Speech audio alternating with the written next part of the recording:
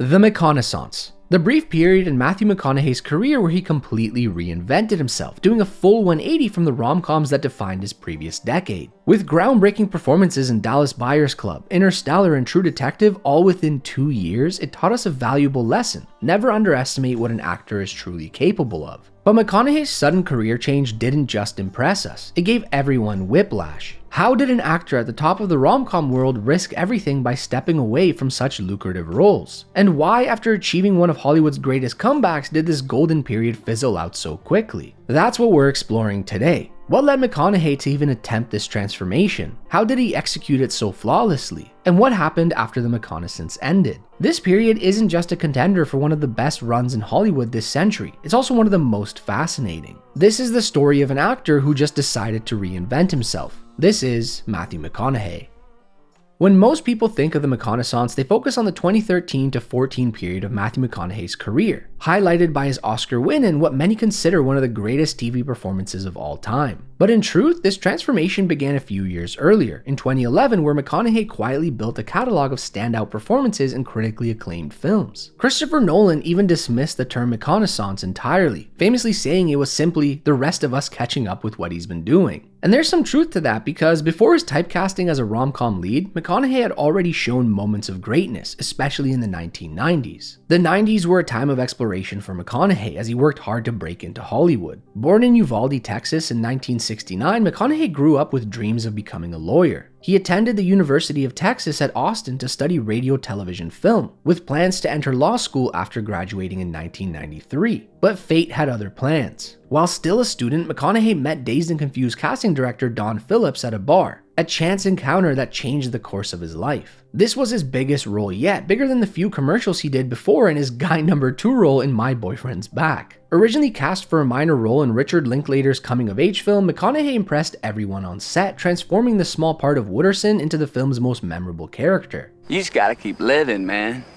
L-I-V-I-N. His charisma, charm, and the now iconic improvised line, All right, stole the show, earning him praise despite the film's okay box office numbers. Overnight, McConaughey became a name to keep an eye out for. After Dazed and Confused, McConaughey took on a bunch of smaller roles, including Angels in the Outfield in 1994 and Boys on the Side in 1995. Then came The Return of the Texas Chainsaw Massacre, a low-budget horror film that cast him as a terrifying, unhinged villain. McConaughey gave it his all, even scaring everyone during the audition, but the film was a disaster. It's that kind of flop that can derail anyone's career, which was unfortunate as his was just starting to take off. It left both McConaughey and his co-star Renee Zellweger in a career slump, but against all odds, both were handed a lifeline in 1996. Zellweger bounced back with Jerry Maguire, and McConaughey landed the lead in Joel Schumacher's A Time to Kill. In A Time to Kill, McConaughey played Jake Briggins, a lawyer defending a black man accused of killing 2 white men who attacked his daughter. I want you to picture that little girl.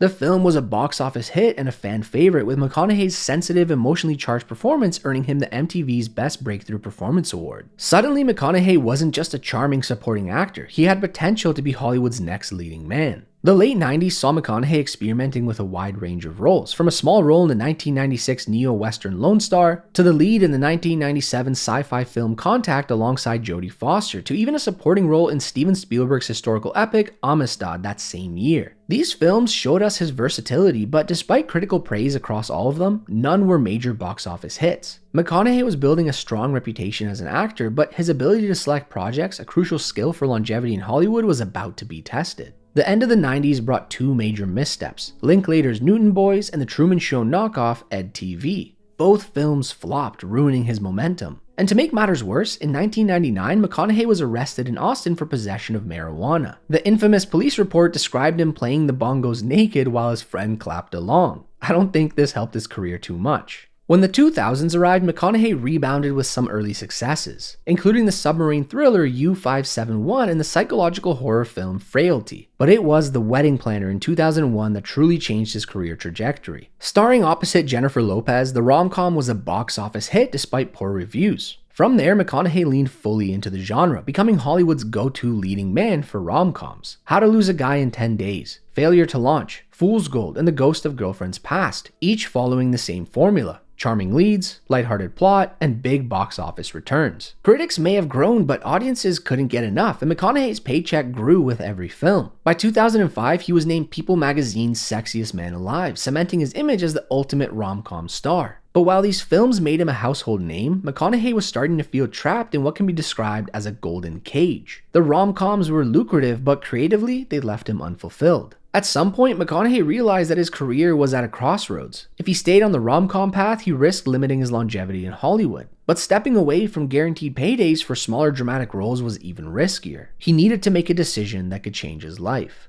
At this point, McConaughey wasn't acting. He was coasting. He later reflected on this period saying, "I got to feeling like I was doing something I liked to do, but I was getting bored. I wanted to try something that scared me." But the 2000s weren't entirely rom-coms for McConaughey. Between How to Lose a Guy in 10 Days and Failure to Launch, he dipped his toes into other genres, attempting to prove he had more to offer. Films like Reign of Fire, where he bulked up to fight dragons alongside Christian Bale, or We Are Marshall, a biographical sports drama. He also starred in an expensive adventure film with Sahara, an intense character drama with Two for the Money, and that weird comedy film Tiptoes. But none of these films worked. Critics panned them, audiences ignored them, and the box office results were dismal. Sahara, for instance, cost a staggering $160 million and made $40 million below its production budget. Each failure only pushed McConaughey deeper into rom-com territory, solidifying it as his bread and butter. It didn't matter that he was willing to take risks. Hollywood didn't see him as anything other than the shirtless, charming lead. And then came Surfer Dude in 2008. It was peak typecasting. McConaughey played a laid-back surfer who refused to sell out alongside his buddy Woody Harrelson. The film flopped so hard, making only $52,000 and holding a 0% on Rotten Tomatoes. For McConaughey, Surfer Dude wasn't just a bad movie, it was a breaking point. He looked at his career and realized he had two options: continue down this road cashing easy checks while further ruining his artistic reputation, or step back and start over. So he took a massive gamble. After Ghosts of Girlfriends Past, McConaughey told his agent that he was done. No more rom-coms, no more lazy roles. He would rather do nothing than keep making films he wasn't proud of.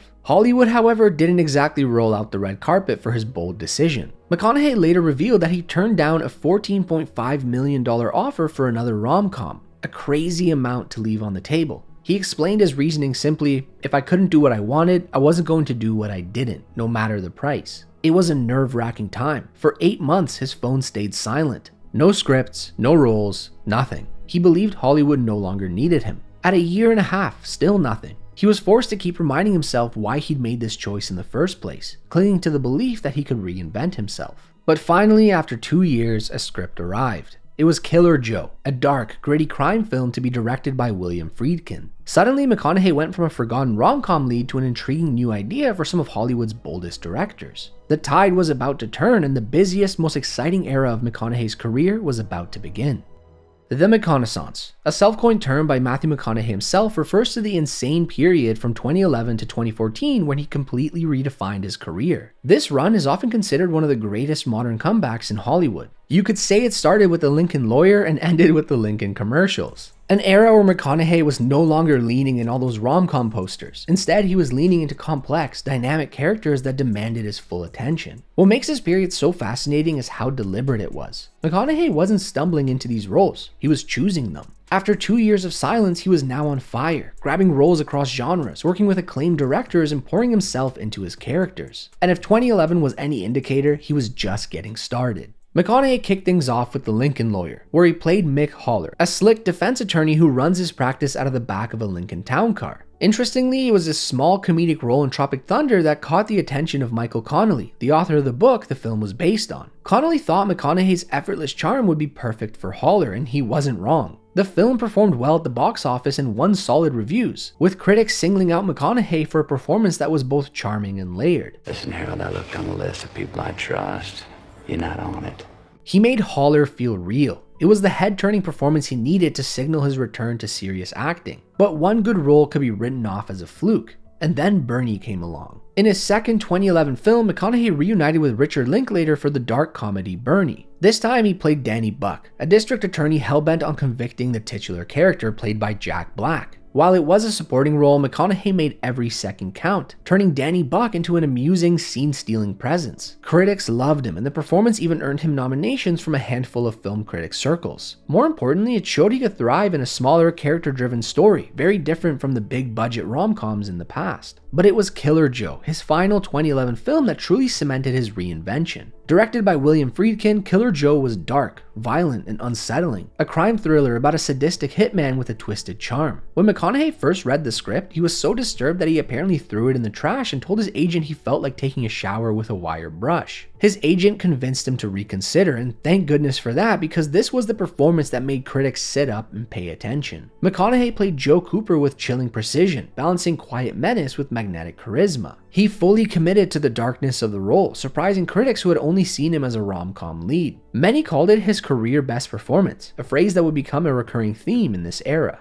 Unfortunately, Killer Joe struggled at the box office, largely due to its NC-17 rating, which Friedkin refused to soften. But that didn't matter. McConaughey had now worked with 3 major directors, nailed 3 completely different roles, and reintroduced himself to Hollywood as an actor who could act. In 2012, he had his only misstep in this era with The Paperboy, which flopped both critically and commercially. It was messy and divisive, but McConaughey's performance wasn't the issue. Critics still noted his dedication to the role. But the true standout of 2012 was Magic Mike. Directed by Steven Soderbergh, the film saw McConaughey playing Dallas, the charismatic owner of a male strip club and former dancer himself. But I think I see a lot of lawbreakers up in this house. The role was pitched to McConaughey over the phone, and within 10 minutes he accepted it, saying, "I knew I was just going to be able to fly." It was really fun to play someone so committed in many ways. And committed he was. McConaughey waxed his entire body, improvised his dance moves, and even requested a stripping scene that wasn't originally in the script. He took what could have been a throwaway role and made it unforgettable. Critics raved about his performance, with many, once again, calling it his career best, with some even thinking he'd get an Oscar nomination for it. Magic Mike was also a massive box office success, earning $167 million on a $7 million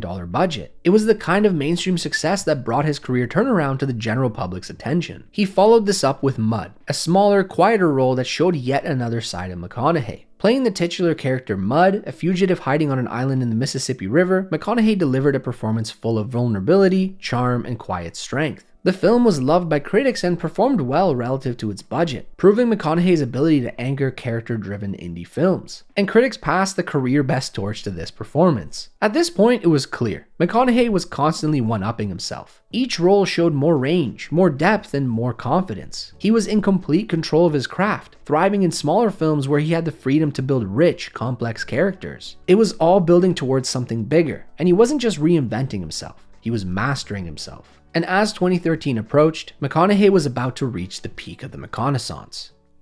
If the McConaissance began in 2011, then 2013 to 14 marked its undeniable peak. In the span of just 2 years, McConaughey delivered 2 iconic film performances, a small but unforgettable supporting role, and one of the greatest TV performances of all time. This wasn't just a return to form, it was a masterclass in transformation, timing, and talent. At the center of this peak was Dallas Buyers Club, where McConaughey took on the role of Ron Woodruff, a rodeo cowboy diagnosed with AIDS in the mid-80s and given just 30 days to live. The film had struggled to get off the ground for years, with actors like Brad Pitt and Ryan Gosling previously attached to it. When the script finally came to McConaughey, who was in the midst of his reinvention, it clicked immediately. Growing up near Dallas himself, he understood the culture and saw something deeply human in the story, saying it wasn't just a normal script, it was a story about a wild man fighting a losing battle. McConaughey committed fully to the role, physically and emotionally. To portray a man ravaged by illness, he shed 47 pounds, dropping from 183 to just 136 pounds at nearly 6 feet tall. What was his diet, you may be wondering? Fish, egg whites, tapioca pudding, and red wine.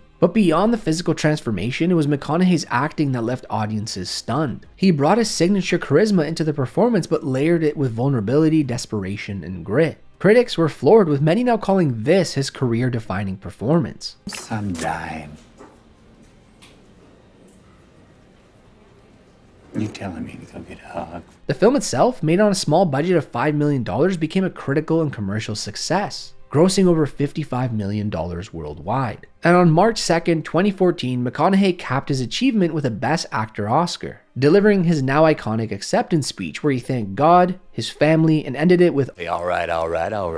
the 3 words that helped him get into Hollywood. Winning the Oscar wasn't just personal validation, it was the ultimate confirmation that the McConaissance had succeeded. McConaughey was no longer that rom-com guy, he was now an Academy Award winning actor. Before winning this Oscar, McConaughey had also appeared in Martin Scorsese's The Wolf of Wall Street. Though his screen time was limited to a few scenes with Leonardo DiCaprio, each one was so memorable. The now iconic chest beating and humming he performs, completely improvised. It was something McConaughey would do off camera as part of his warm-up routine, but DiCaprio loved it and encouraged him to include it. Scorsese's film was a box office smash and added another major director to McConaughey's growing list of collaborators. And it really built momentum leading into award season because it was the most he's been in the public eye so far during the McConaissance. If Dallas Buyers Club was his crowning achievement in film, Rust Cole and HBO's True Detective in 2014 might just be his magnum opus. Created by Nick Pizzolatto, True Detective follows two homicide detectives, Rust Cole and Marty Hart, played by Woody Harrelson, as they investigate a disturbing murder in 1995 Louisiana and grapple with its consequences nearly 2 decades later. At its core, the show's brilliance lies in its writing, directing, and acting, especially McConaughey's haunting portrayal of Rust Cole. A nihilistic, philosophical anti-hero with a broken soul, Cole remains one of the most complex TV characters ever created. McConaughey wasn't satisfied with simply acting the part, he immersed himself in the role, writing a 450-page analysis titled The 4 Stages of Rust Cole to map the character's evolution throughout the show. When asked about his process, McConaughey said, "I wanted to get into that dude's head. The obsession, the island of a man. I was looking for someone who monologues. That's where I feel my best work happens." And it shows. McConaughey delivered so many iconic lines and scenes with an almost hypnotic intensity. Time is a flat circle. If everything we've ever done or will do, we're gonna do over and over and over. Critics and audiences all hailed his performance, with many calling it one of the greatest in television history. Though McConaughey lost the Emmy to Bryan Cranston for Breaking Bad's final season, the role cemented his status as not just a great film actor, but also one of the best in TV. To cap off this incredible 2-year stretch, McConaughey starred in Christopher Nolan's sci-fi epic Interstellar that same year. This was his return to blockbuster filmmaking, his most expensive film yet with a budget of $165 million. But this time, he was bringing the weight of the McConaissance with him. Nolan, inspired by McConaughey's performance in Mud, cast him as Cooper, a farmer-turned-astronaut leading a last-ditch mission to save humanity by venturing through a wormhole in search of a new home planet. Interstellar was ambitious, emotional, and visually stunning, with McConaughey at its heart. Between the jaw-dropping visuals, he delivered some of the most emotional scenes of his career, especially the scene when he watches the messages received from Earth. The film received solid reviews, but audiences loved it, helping it gross over $700 million worldwide. For McConaughey, Interstellar was the perfect ending to the McConaissance, a big, bold box office smash that showed he could lead a major blockbuster while still delivering a deeply emotional performance. What made this peak so extraordinary was the timing. Dallas Buyers Club, True Detective, The Wolf of Wall Street, and Interstellar all dropped in quick succession between late 2013 and 2014, creating a snowball effect. He won the Oscar in the middle of the True Detective run when the show was building more and more hype. Audiences couldn't ignore McConaughey anymore. Each role revealed something new about his range, depth, and commitment. He was redefining himself in real time. And as 2014 came to a close, McConaughey wasn't just back, he was at the top. But somehow it all came crashing down. The McConaissance didn't end with a single bad role or sudden misstep. It's more like the momentum just faded. McConaughey found himself at the top of Hollywood, but staying at the top is often harder than getting there. And for McConaughey, the post-McConaissance years proved just how unpredictable acting careers can be. The trouble started in 2015 with The Sea of Trees. Directed by Gus Van Sant, this drama about grief and suicide seemed like another prestige role on paper. But when it premiered at Cannes Film Festival, it was booed by the audience, a far cry from the McConaissance acclaimed just a year earlier. Critics tore it apart, calling it melodramatic and meandering, and it bombed hard financially. In 2016, McConaughey starred in 2 more films that flopped. Free State of Jones, a Civil War drama, and Gold, where he gained 45 pounds and shaved his head to transform into a desperate prospector. His commitment to the role was undeniable, but once again, critics were unimpressed and audiences stayed home. Then came Dark Tower in 2017, perhaps the most high-profile disappointment.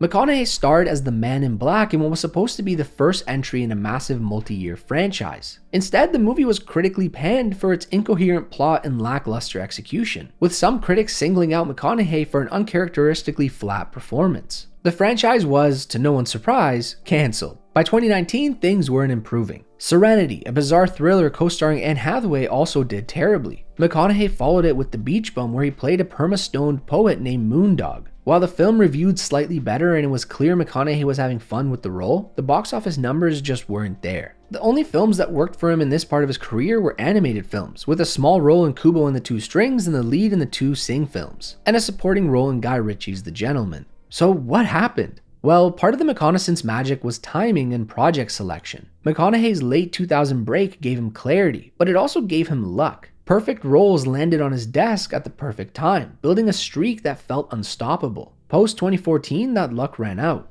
The scripts coming his way weren't as sharp, and despite his talent and commitment, even he couldn't save weak material. Then there's motivation. By 2014, McConaughey had nothing left to prove. He'd won an Oscar, delivered iconic performances on both film and TV, and showed he could carry a blockbuster. He continued only picking roles that interested him, even if they didn't promise critical or commercial success. But McConaughey simply had other priorities. In 2014, he signed a multi-year deal with Lincoln, becoming the face of their now famous car commercials. The ads, which let McConaughey go off the rails in his laid-back style, were so uniquely McConaughey that they became memed and parodied but are undeniably iconic. The commercials paid well and let him venture off to do other things outside of acting. He became a minority owner of Austin FC, a Major League Soccer team. He focused on his Just Keep Living Foundation, helping kids make healthy choices. He stepped into producing, including the later seasons of True Detective. And on a personal level, he was raising his 3 kids with his wife, Kamala Alves, who he married in 2012. It's not that he stopped caring about acting, it's that acting was no longer the only thing he cared about. As the decade went on, McConaughey seemed content to take his foot off the gas, choosing roles that were fun rather than career-defining. To some, it might seem like the McConaissance was kind of pointless, a temporary reinvention that ended in disappointment, but that would be missing the point entirely. This era did exactly what McConaughey set out to do. He broke free from the rom-com stereotype. He proved his acting ability and earned the industry's respect. And he delivered some of the most memorable performances of the 2010s. The McConaissance wasn't a fluke, it was a deliberate reinvention that left a lasting legacy. McConaughey is no longer the guy leaning in all those rom-com posters. He's an Oscar-winning actor, a collaborator with the best directors in Hollywood, and a name we take seriously. To this day, 2009's Ghosts of Girlfriends Past remains his last rom-com and he never looked back. So will we see a second McConaissance? It's not impossible. He's been selective with his projects in recent years, taking a break from major releases. But in 2025, he's set to star in Paul Greengrass's The Lost Bus, playing a bus driver navigating through the 2018 campfire with a group of children. It sounds like the kind of gritty, character-driven role that could mark a comeback. Whether this sparks another reinvention or not, McConaughey has already proven one thing: you can never write him off. As Russ Cole said in True Detective, time is a flat circle. And maybe, just maybe, it's time for McConaughey's peak era to come back around again. So there you have it, how Matthew McConaughey reinvented himself during the McConaissance. Do you think he had one of the weirdest Hollywood comebacks? Share your thoughts below. If you enjoyed the video, drop a like and subscribe, and check out our Patreon for some cool perks. But until next time, have a good one.